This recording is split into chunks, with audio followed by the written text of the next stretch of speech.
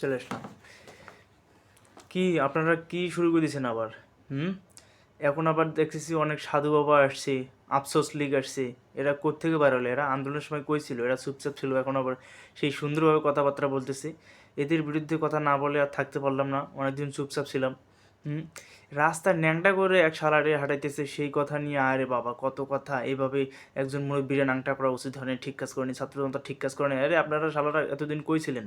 হ্যাঁ, আফসোস লীগ, এই ভালো লীগ, এই যে এত ভালোবাসার মানুষগুলো এতদিন কই ছিলেন তোরা? যখন ওই যে ঢাকা বিশ্ববিদ্যালয়ের নারীগুলোকে উলঙ্গ করছিল, ওড়না টাইনে খুলে ফেলে দিয়েছিল, মারছিল, তখন আপনারা করেছিলেন এই আফসোস লীগ? সুরের বাচ্চারা, গাদার বাচ্চারা, কই ছিলেন এতদিন আপনারা?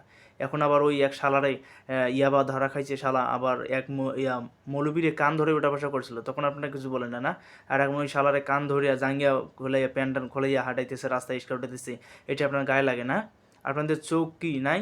আপনারা ভুলে গেলেন আমরা আছি সেই বাঙালি? হ্যাঁ, 2 দিনের কথায় 2 দিনের কোটা সংস্কার আন্দোলনে যে অন্যায় অত্যাচার করলো ছাত্রছাত্রীদের, রংপুরের বেগম রোকেয়া হলে, তারপর বিভিন্ন বিভিন্ন হলে যে নির্যাতন, নারী নির্যাতন চালাইলো, ছেলেদেরকে উলঙ্গ করে ভিডিও ছবি ডাউনলোড করে রাখতো ছাত্রলীগরা, কলেজে তারপর শোক দিবস পালন করাইতো। এটা ভুলে গেছি আমরা?